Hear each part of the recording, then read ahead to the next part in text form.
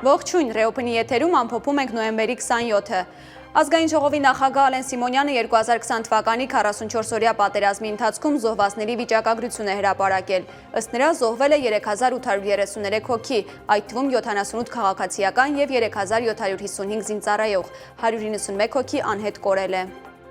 Կառավարությունը հավանություն է տվել օրինագծին, որով պարտադիր զինծառայությունից տարկետման նոր համակարգ է սահմանվում։ Ըստ նախագծի զորակոչից տարկետում կտրամադրվի Շանհայի վարկանիշավորման ցանկի առաջին 5 տասնյակում ընդգրկված բուհերում սովորող Հայաստանի քաղաքացիներին։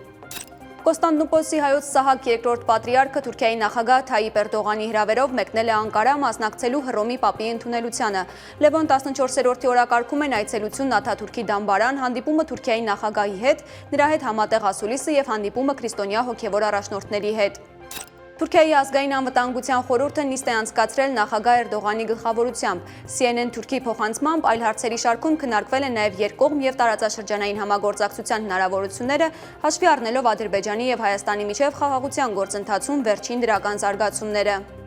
Ռուսաստանի պաշտպանության նախարարությունը հայտնել է Ուկրաինայի ավելի քան 140 էներգետիկ և տրանսպորտային օբյեկտների ուղղությամբ զանգվածային հարվածների մասին, իսկ ուկրաինական ուժերը գրոհել են Չեբոքսարիում գտնվող ռուսական ռազմական գործարանը, որն արտադրում է հրթիռային բաղադրիչներ։